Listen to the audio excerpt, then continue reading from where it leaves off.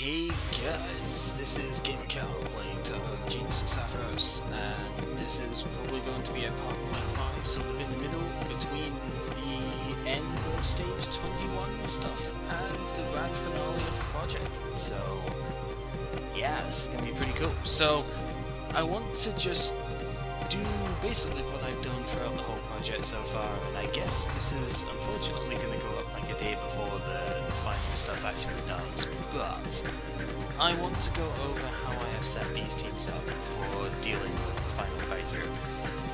I tried a couple of different ways of doing this, and I actually have succeeded in two different fashions, and this is a much better solution than the first one I came up with, so this is why we're going to go here.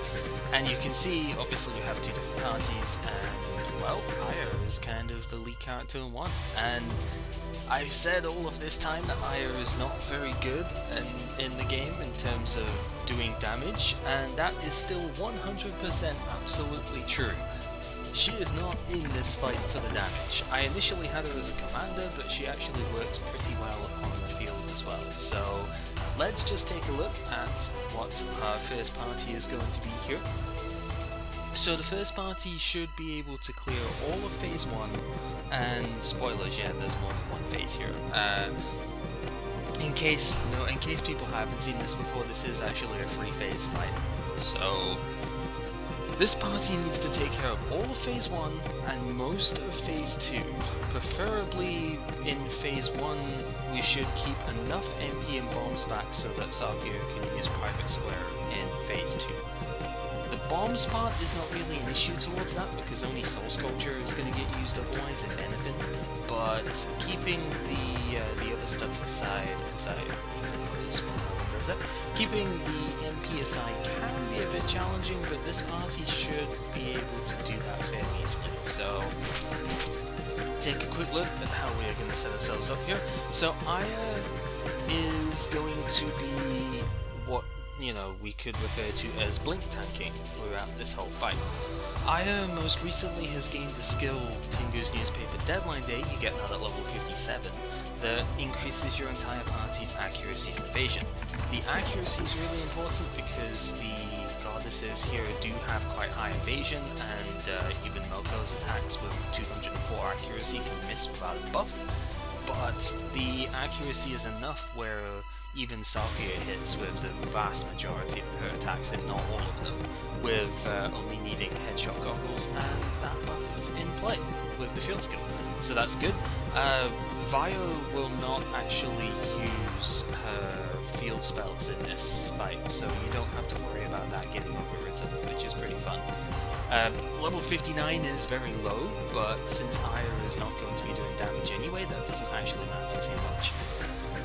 She has the Dragon Mail on, so she gets a little bit of extra resistance. The Thunder resistance is pretty good here, and just in case a random Earthquake or something comes across, the nullification of her Earth weakness is pretty nice as well.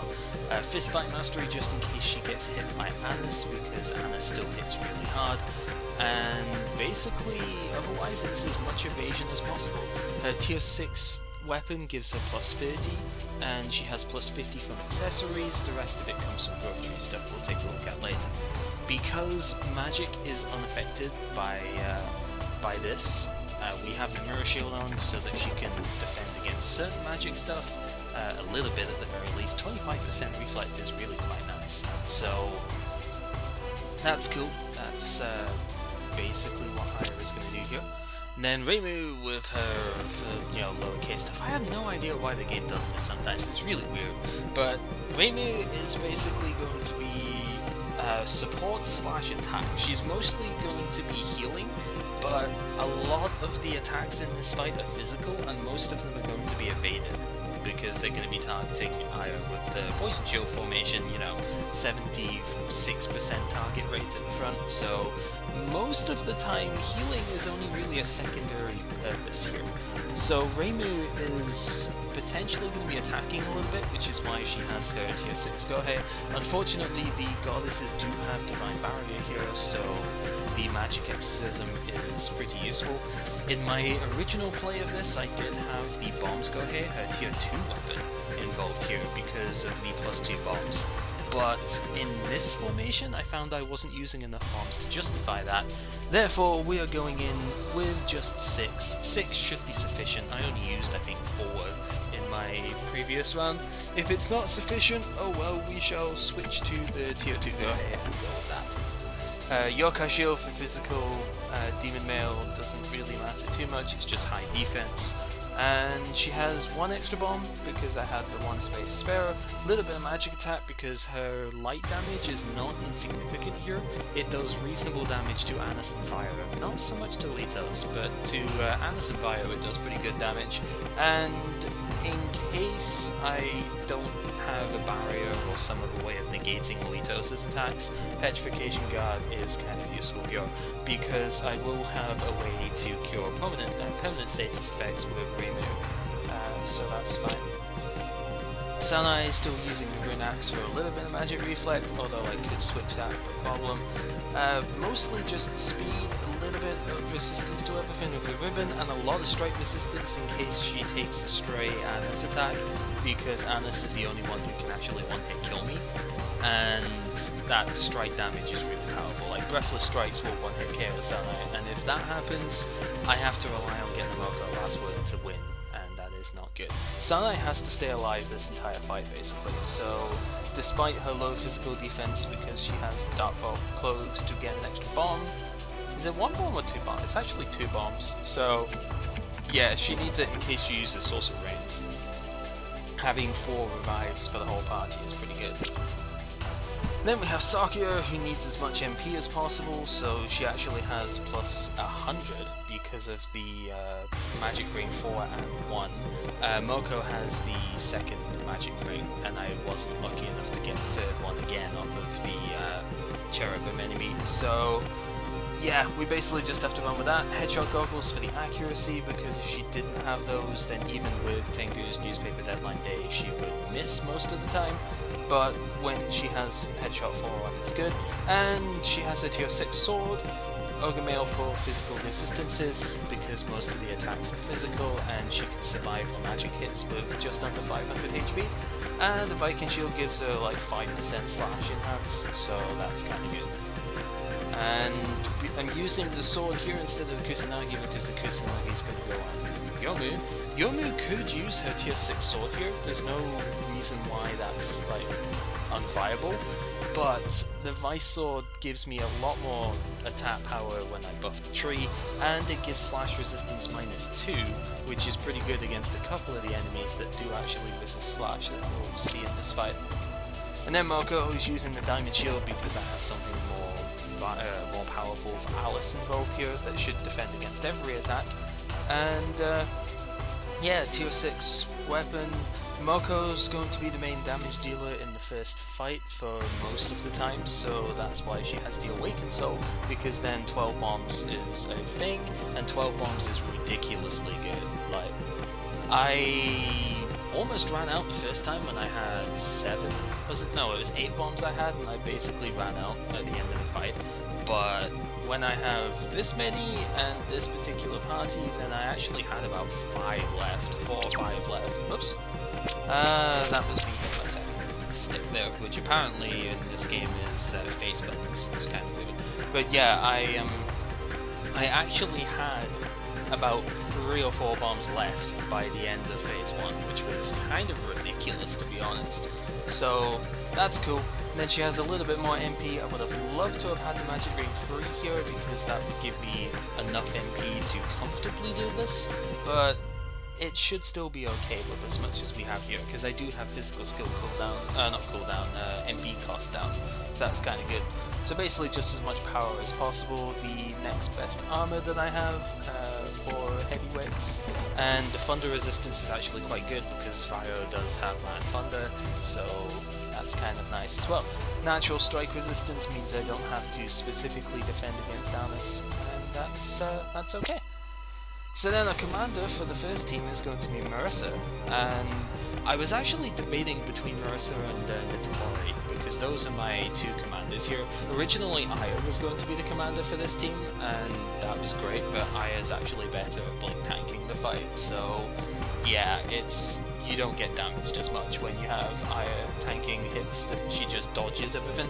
So I'm going with Marissa in Party 1 because her attack, her like commander skill, the Hakuro, has a 1-turn cooldown, and I will be attacking most turns with my characters, so I'll be able to get more out of it here than in the second phase, where I will only really be doing power plays every 3 turns or so, assuming my buffs and stuff is still available.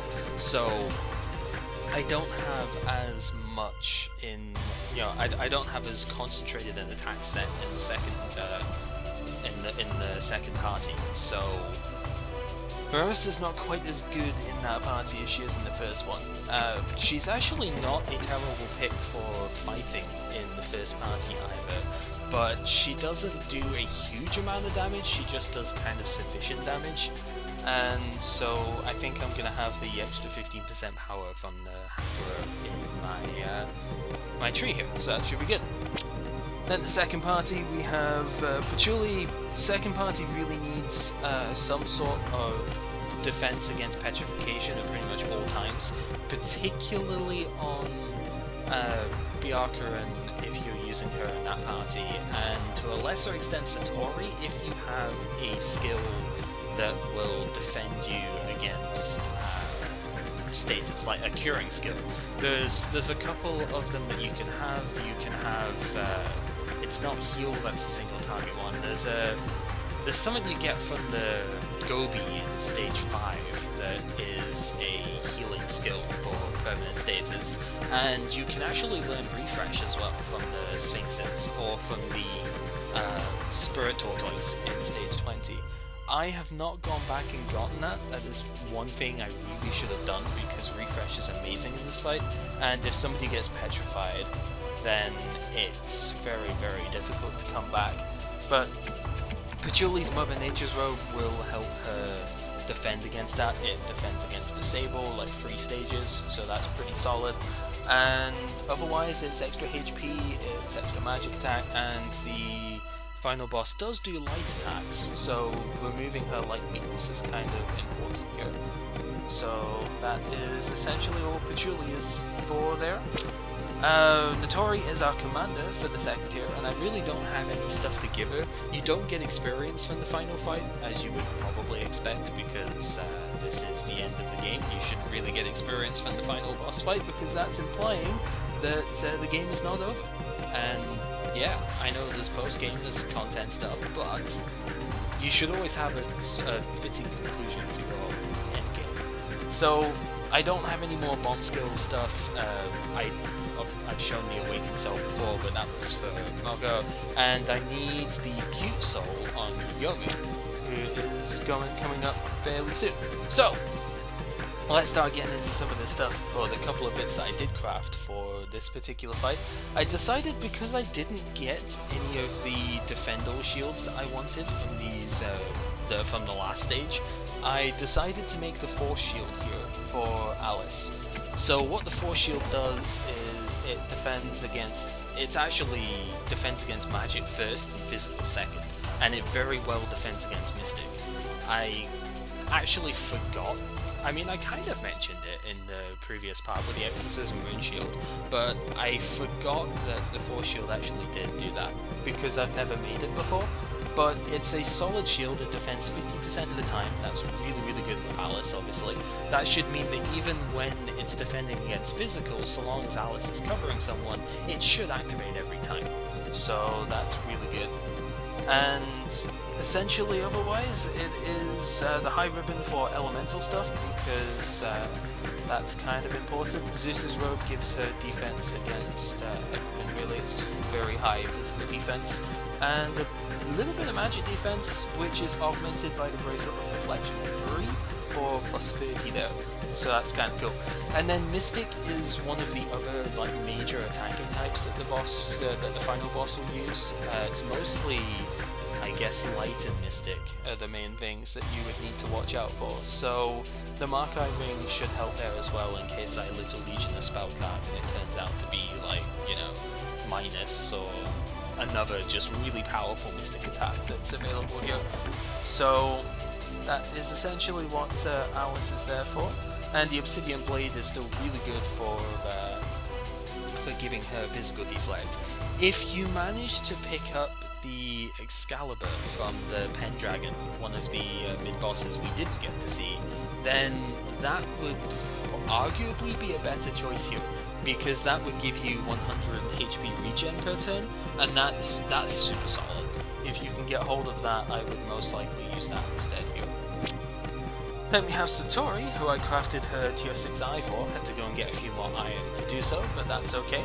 So her tier 6 eye is 25% more mystic damage, which is not used here, but it also 75% resist mystic, so that gives her good defense there. Sword mastery, because I didn't get the what is it called, World Olympics flyer, I think it's called, for the tier 3 slash resistance, but the final boss, I believe, is slash based, should be slash based, so we'll give her defense against that, so she hopefully doesn't die, because Satori is my main healer for this last fight. And yeah, I guess I should have said the High Ribbon is also for the petrification resistance on Alice as well, so that's where hers comes in, and then the Shiminawa is disable resistance, which is good for petrify, so that's where Satori's resistance comes in, and otherwise just a little bit extra HP. I might switch around the muscle belts on Patchouli and Satori, because Satori may take more hits during this, and she is a main healer, so it would be nice to keep her alive, you know? And then all lowercase, still once again hero for Yomu for some reason, but Yomu has the Perseus shield because that's immunity to petrify, and she doesn't need the shield directly for stuff, so that's good. Kusanagi plus the Cute Soul gives her plus 4 bombs, so she can use Pascal's moon slash like 5 times, probably 4 times in the fight, because I'll most likely use Slash of Eternity as well. And the 8 muscle suit, I guess like alpha muscle suit or something, I don't actually know, but the muscle suit gives slash, stab and strike resistance along with 10% physical enhance, so this will greatly increase her damage output as well as give her physical resistances, which is augmented by having as much power as possible within her attack types here. So that is basically how I have set Yomu up here. And then Byakuren has just got the usual thing here, still using that tier 4 scroll because it does have Divine Barrier, which, you know, resisting both types of attack is probably better than physical resistance only. And I don't really trust, because I do not have refresh on Satori, I don't really trust the 3-stage Petrify resist on this armor by itself. So I actually have the 4-stage resistance of Habutabu's Lunchbox 2. I do not have another gold in order to make this a complete immunity to Petrify. That's, I could probably craft it because I do have an emerald and I probably have a diamond as well, but I don't want to waste time doing that really because that's kind of annoying. And then Vortex does come up sometimes in this fight, so the stopwatch might prevent that, and otherwise I can't remember if paralysis is something, but I don't have another muscle belt worth using here. 30 HP is probably not going to make a difference, so we'll just go with that. And then this is just about the best physical shield I have left. So that is the setup for that. So let's go ahead and take a look at both tree stuff here real quick. So for Aya here, the emphasis is on evasion, so that I really don't know what's up with the text here, but whatever. So as much perfect dodge as I can get, 10% is really quite solid. 25% more MP means I won't run out of MP during the fight, which wasn't really an issue, but it's better safe than sorry, so there is that. Plus another 30 evasion from here, which is really good. And lots of bombs. Lots of bombs is essential because of Tengu's newspaper deadline day is a bomb skill, and of course I might want to use illusionary dominance or even what was it, Tengu's Full Wind, I think it is? Actually, no, it's the camouflage one that increases your evasion, just in case Anish uses like Muscle Revolution or something. And then I had 5 points spare. I decided instead of, obviously the Air War one is useless to put it in because there's no surprise attacks, but 5 points here gives me all skill cooldown -1, which I don't remember if that is relevant here. I might not actually have enough cooldown turns to like lose another one, but it never hurts to have skill cooldowns, so that is what we have here. For Reimu, I have Maximum Barrier obviously because we need AoE healing here. The Poison Shield formation is still really good for that, and since Aya will be evading most attacks, she usually doesn't need heal. If she does, Sunai can do the healing because a single target, so there's that. Then we have some more MP here. Perfect Dodge would be nice, but I decided because I don't have quite enough power levels to make it work that I would have 7 points in here instead. If I have one more power level, I would probably take the Element Strength out and get my 5% Perfect Dodge, just to have that little chance of evading physical attacks without taking damage. Beyond that, more offensive power here. I really just wanted the MP cost down, but I do feel like it's a viable option to have the magic attack plus 30 here as well, because that's knocking against my freaking wall there. That basically gives Reimu the opportunity to do more damage, even though she doesn't have much going for her in terms of the spirit attack tree. It's okay, because most of the, in fact pretty much all of the buffs from here, except maybe light element strength buff, all of the buffs from here are for her spell cards, and she's not using spell cards for attack in this fight because they have too long a cooldown. She's using her defensive spell cards, and Hyper Amulet is her only offensive hit. So the Spirit Attack tree really doesn't give me any more power than what I had, and Exorcism will just give me more offense. That's pretty much all that you need to know. Sanai, very straightforward, just 20 points into Faith, so she has a bit more magic defense and resistance, and just maxed out the 2 core trees here. Especially important to have the Miracle Tree maxed out at this point, because having all of your HP back when you party revive is absolutely amazing, but having only 25% of your HP left would suck hardcore, so definitely make sure you max that out. For Sakuya, I actually seem to have a point spare now. I don't quite know how that happened, because I shouldn't have a point spare. Whatever, I do, so I guess, I mean you could take points out of HP, but I feel like she might end up just dying if I do that. The accuracy would be nice, but I didn't need it before, so we'll just give some more strength here. The point is, unfortunately, like, really unfortunately, I can't afford to have a maxed out illusion here. This would be really, really good to have maxed out, because most of my attacks I'm doing a multi-hit, but it would be costing 40 physical attack if I was to do that, and that is very, very rough to say the least. It's possible to go against that, but that's going to be very hard to deal with. At the same time, I wonder if it's actually just worth it to do that, if we take those out, and because getting more hits would mean more damage output compared to, you know, not having the stuff there, so I think that's probably the better idea, actually. You want to keep the slash resistance -2, because Litos does like 3 times resist slash, and even though she's the toughest one to actually attack, for that, you will occasionally end up needing to attack Litos with Sakuya here. So cutting her slash resistance down does make her do a lot more damage. But this will be the first time in the actual playthrough, I think, that we have really shown the power of Private Square here. And you really do need to have this tree maxed out, because then you have 3 turns for Private Square, whereas you would only have 2 turns if you did not max this out. So do pay attention to that, do make sure that you have the tree fully done, because it is very important for the second phase of this fight to have that maxed out. For Moko, The fist power, just in case she hits twice, double hitting with Fujiyama Volcano is ridiculously good, so try and make sure of that. Oh, I actually don't have the cost down here because I had more power instead. It might be worth having the cost down instead of the attack strength here, but 20 extra physical attack is pretty good, so it should be one of those cases where maybe I could cut a bomb out and have my cost down instead, but I haven't run out of MP with Moko yet, so I don't think that's too big of a deal. Really, it's just as much attack power as possible is what I want to have here, so that's what we shall have.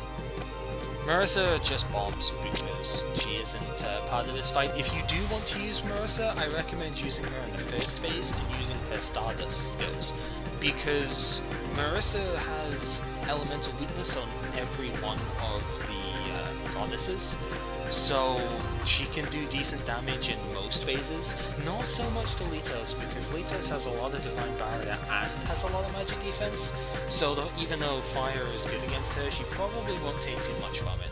And if you're using Moko for attacking, you'll probably have to land maxed at fire, so water damage isn't going to do too much either, so it becomes difficult to attack fire as well. But the Stardust skills are still most likely going to be your strongest output during this fight, so go for that. I wouldn't use the spell cards though, maybe Love Typhoon, because that is good against Anis, who's the weakest to magic. But otherwise, the Stardust spells do still have a 2-turn cooldown, even after you buff this tree, and that is not really good enough. You want to be attacking with your Stardust skills every turn, and the higher power Stardust skills have a 1-turn cooldown, so you can't use those in consecutive turns.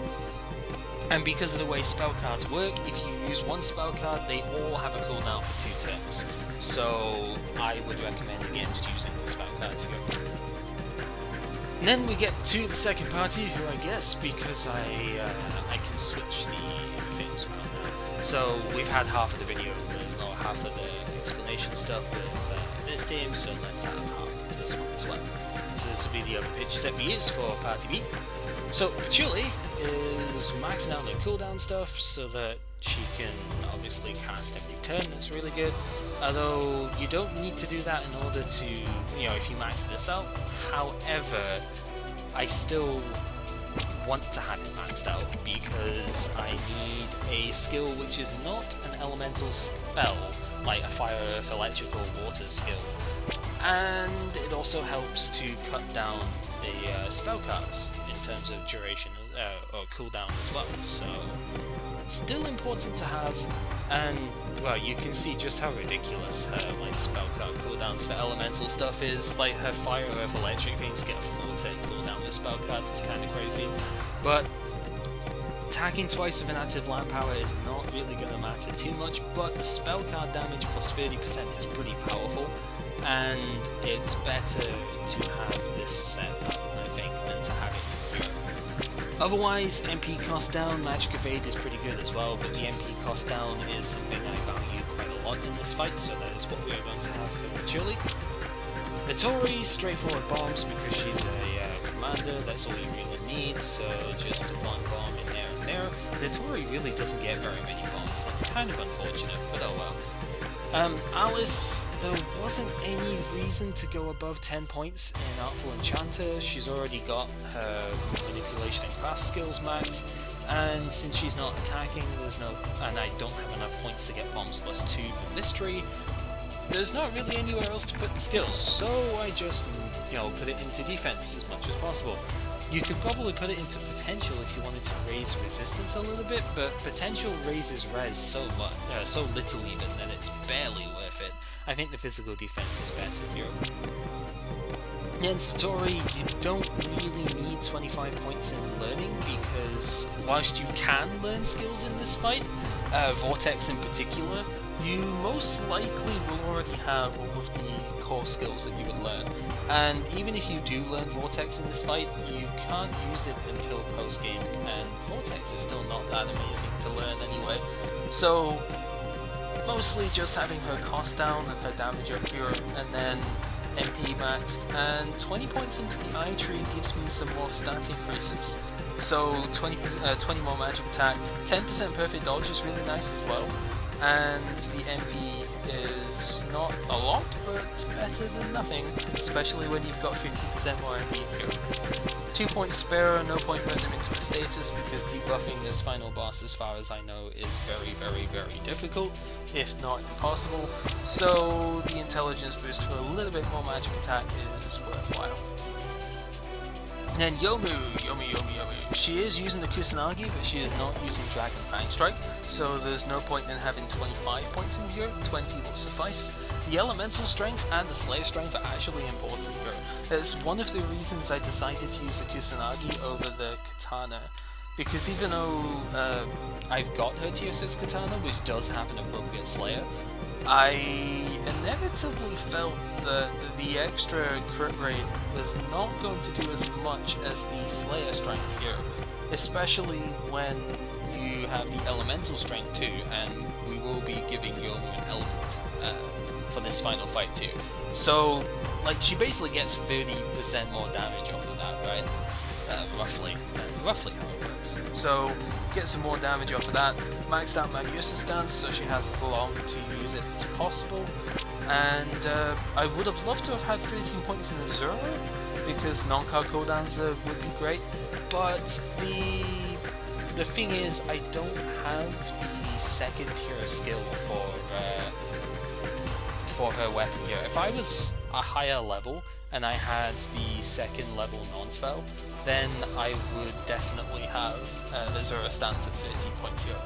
But because I don't, I can use Crescent Moonslash every turn naturally, so there's no point in having this one right now.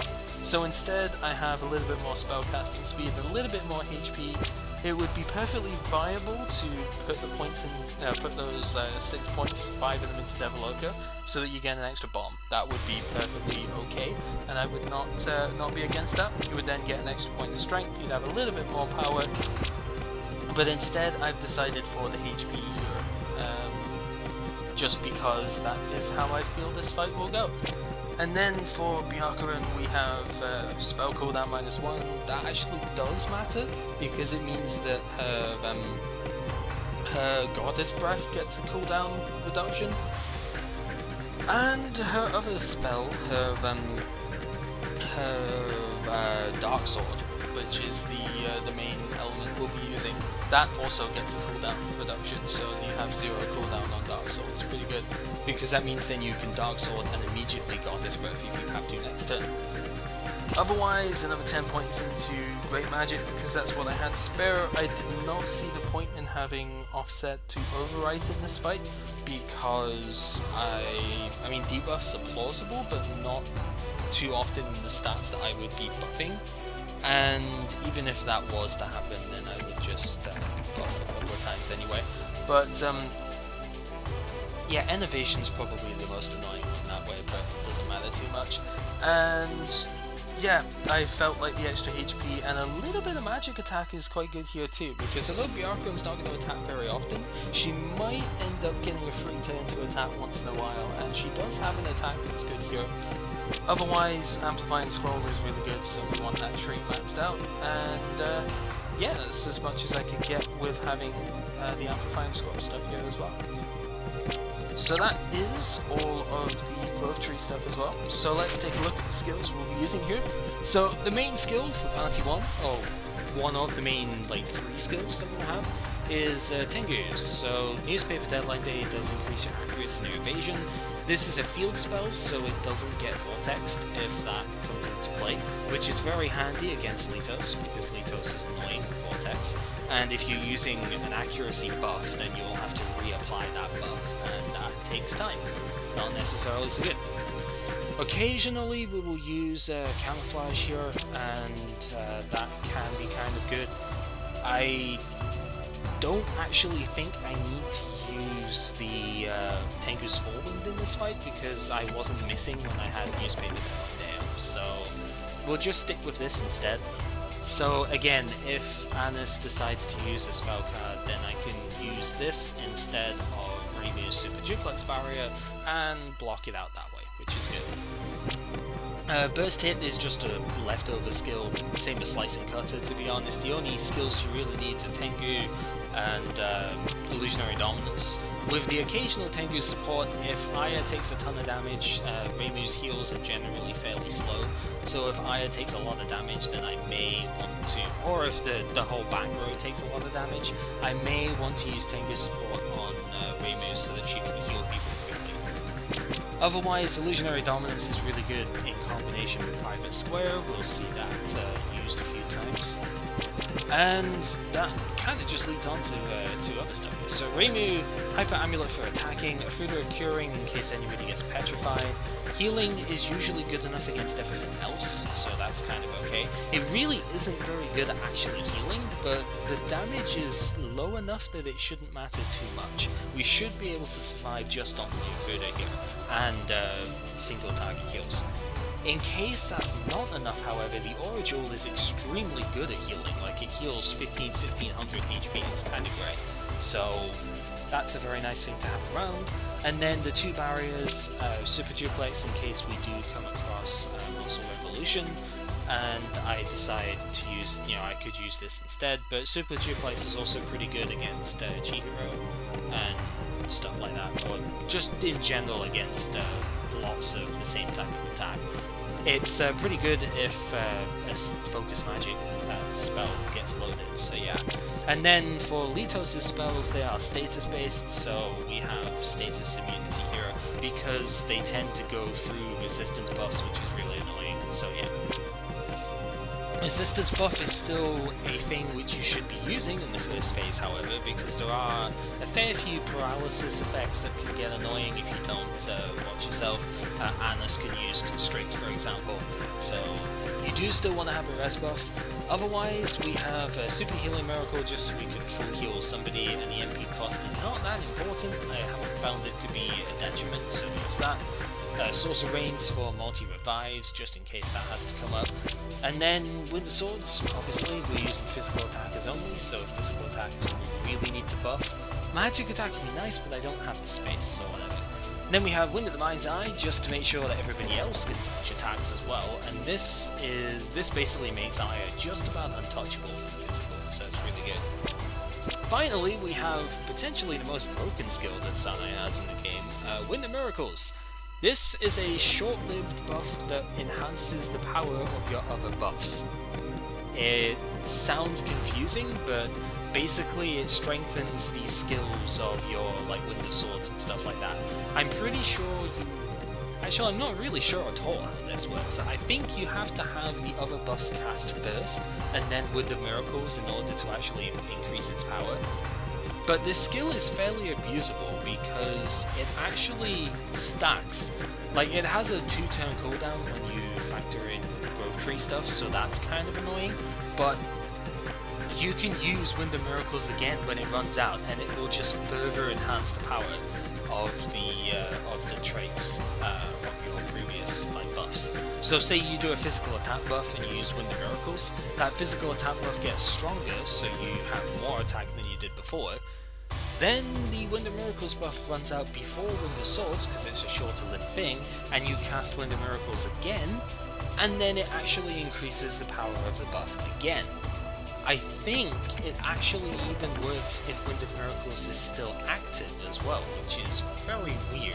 It gets pretty silly if you can stack enough buffs together with it, so absolutely insane skill, and if you've got space for it, you should always try and use this when you get it. It's ridiculously good.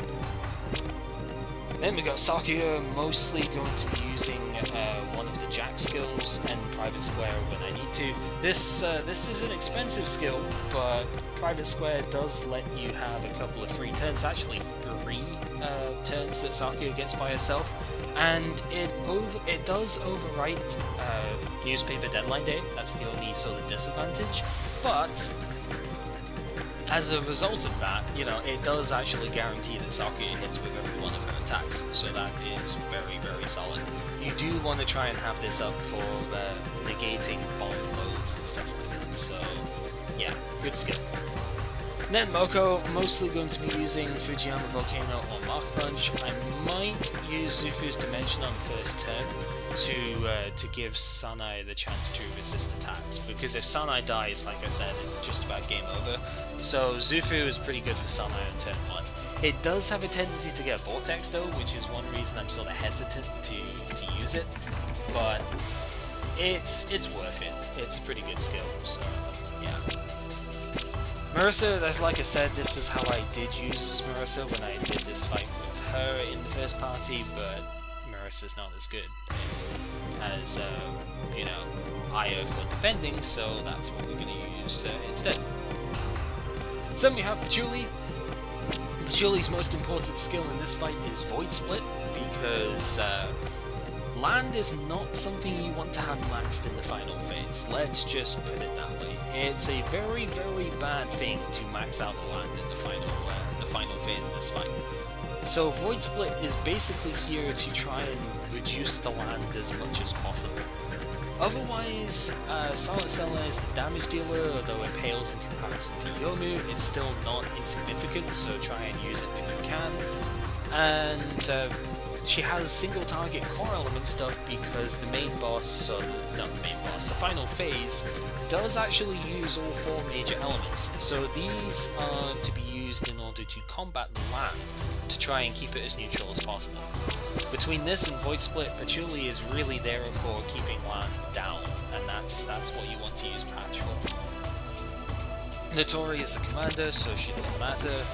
Alice, the only difference I have here is Tibetan Dolls in case we have badly damaged Satori or someone, and so she can try and get herself healed again.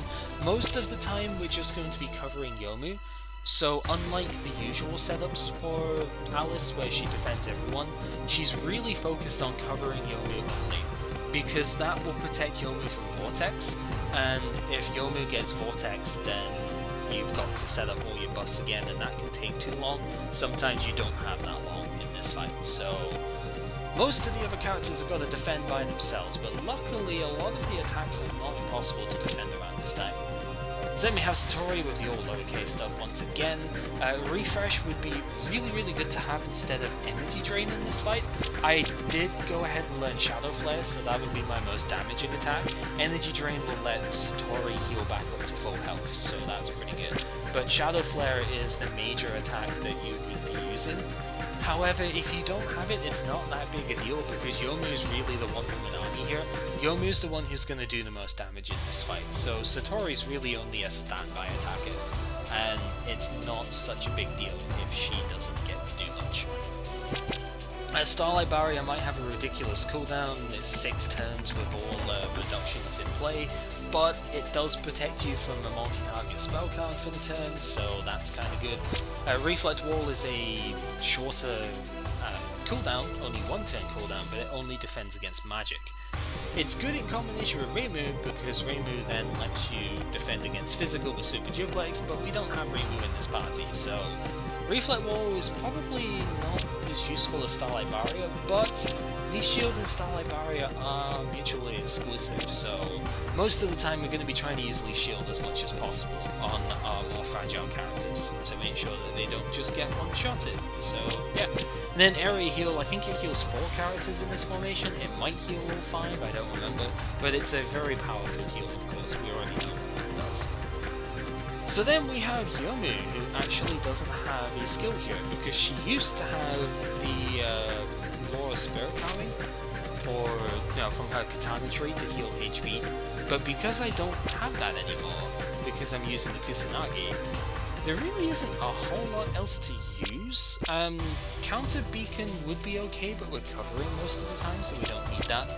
Clearing Mind is okay if you've got space for it, increasing your resistance, but again, we're covering most of the time, so that shouldn't come into play.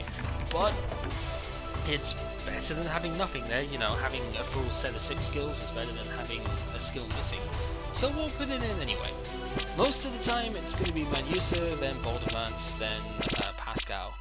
Pascal is the powerhouse here. It does have a 2-turn cooldown after reduction, so you can only use it every 3 turns, but this skill can do up to like just about 20,000 damage. I think I got 16.3 30,000 off of it. A higher level Yomu from, I think you're also saying he got 20,000 out of it, but his Yomu was a decent bit stronger than mine, so...